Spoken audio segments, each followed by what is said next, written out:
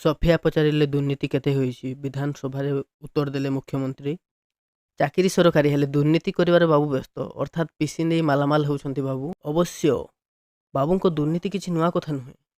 ହେଲେ କେତେ ଟଙ୍କାର ଦୁର୍ନୀତି ହୋଇଛି ଓ କେତେଜଣ ବାବୁ ଦୁର୍ନୀତି କରିଛି, ଏହାର ଉତ୍ତର ଆସିବା ପରେ ପୁଣି ଥରେ ପ୍ରଶ୍ନ ଉଠିଲାଣି। ପୁରୁଣା ସରକାରରେ ସ୍ଥିତି ଯାହା ଥିଲା, ନୂଆ ସରକାରରେ ବି ସ୍ଥିତି ସମାନ ହେଲା କି? କାରଣ କଂଗ୍ରେସ ବିଧାୟିକା ସଫିଆ ବିଧାନସଭାରେ ଦୁର୍ନୀତିକୁ ନେଇ ପ୍ରଶ୍ନ କରିବା ପରେ ସରକାର ବି ଉତ୍ତର ରଖିଛନ୍ତି। ସଫିଆ ପଚାରିଲେ ଦୁର୍ନୀତି କେତେ ହୋଇଛି? ବିଧାନସଭାରେ ଉତ୍ତର ଦେଲେ ମୁଖ୍ୟମନ୍ତ୍ରୀ। ସରକାରୀ ଦୁର୍ନୀତିଗ୍ରସ୍ତ ବାବୁଙ୍କ ଖୋଲିଲା ମୁଖ।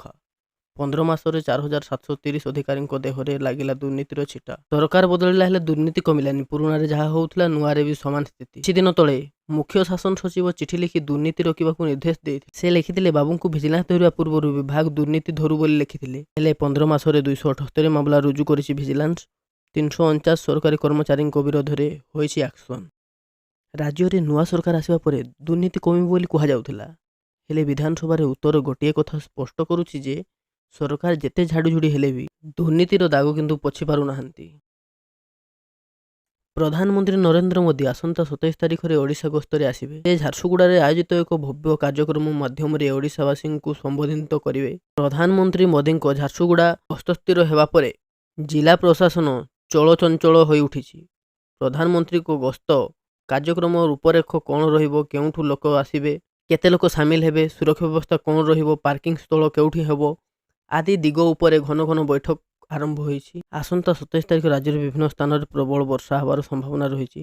ପଛକୁ ପଛ ଲଘୁଚାପ ଥିବାରୁ ମୋଦିଙ୍କ ବ୍ରହ୍ମପୁର କାର୍ଯ୍ୟକ୍ରମ ବାତିଲ କରାଯାଇଥିଲା। ଚର୍ଚ୍ଚା ହୋଇଥିଲା। ପୂର୍ବ ନିର୍ଦ୍ଧାରିତ ଅନୁସାରେ ପ୍ରଧାନମନ୍ତ୍ରୀ ନରେନ୍ଦ୍ର ମୋଦି ଆସନ୍ତା 27 ତାରିଖ ବ୍ରହ୍ମପୁର ଗସ୍ତ କରିଥାନ୍ତେ। ଏଥିପାଇଁ ଜୋରଦାର ପ୍ରସ୍ତୁତି କରାଯାଇଥିଲା। ବ୍ରହ୍ମପୁରରେ ମୋଦିଙ୍କ କାର୍ଯ୍ୟକ୍ରମ ପାଇଁ ରାଜ୍ୟ ପୁଲିସ ମହାନିର୍ଦ୍ଦେଶକ ଯୋଗେଶ ବାହାଦୁର ଖୁରାନିଆ ଗତ 20 ତାରିଖ ଦିନ ବ୍ରହ୍ମପୁର ଗସ୍ତ କରିଥିଲେ। ସେଠାରେ ସେ ସମୀକ୍ଷା କରିଥିଲେ, କିନ୍ତୁ ପରବର୍ତ୍ତୀ ସମୟରେ ଅନିବାର୍ଯ୍ୟ ବଶତଃ ପ୍ରଧାନମନ୍ତ୍ରୀଙ୍କ ବ୍ରହ୍ମପୁର ଗସ୍ତ ବାତିଲ ହୋଇଥିଲା।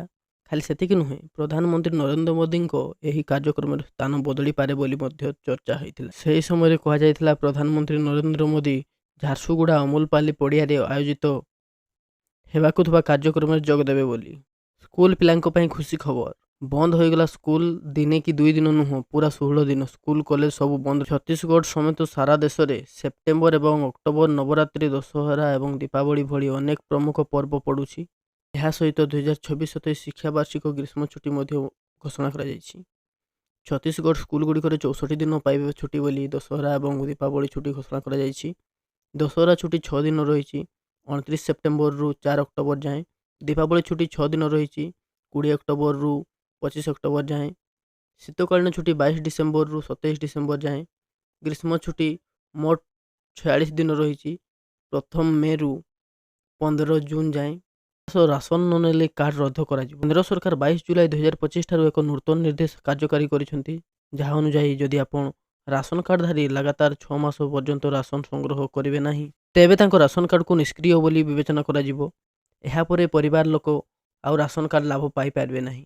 ପ୍ରଧାନମନ୍ତ୍ରୀ ଗରିବ କଲ୍ୟାଣ ଅନ୍ନ ଯୋଜନା ଅଧୀନରେ ମାଗଣା ରାସନ ପାଉନଥିବା ହିତାଧିକାରୀଙ୍କୁ ମଧ୍ୟ ଏଥିରେ ଅନ୍ତର୍ଭୁକ୍ତ କରାଯିବ। ଏହା ବ୍ୟତୀତ ପ୍ରତି 5 ବର୍ଷରେ ରାସନ କାର୍ଡ ଯୋଗ୍ୟତା ତାଲିକା ପୁନଃପରୀକ୍ଷା କରାଯିବ ଏବଂ ରାସନ କାର୍ଡ ତାଲିକାଭୁକ୍ତ 5 ବର୍ଷରୁ କମ୍ ବୟସ ପିଲାଙ୍କ ଆଧାର ନମ୍ବରକୁ ବାଧ୍ୟତାମୂଳକ ଭାବରେ ଲିଙ୍କ କରାଯିବ। ନିୟମ ଅନୁଯାୟୀ ପୁରୁଣା ନାମ ହଟାଇବା ଏବଂ ନୂତନ ନାମ ଯୋଡ଼ିବା ଏକ ନିରନ୍ତର ପ୍ରକ୍ରିୟା। ମୃତ୍ୟୁ ବ୍ୟକ୍ତିଙ୍କ ନାମ ହଟାଇବା ଏବଂ ପରିବାର ବିଭାଜନ ପରେ ନୂତନ କାର୍ଡ ତିଆରି କରିବା ଭଳି ପ୍ରକ୍ରିୟା ଜାରି ରହିଛି।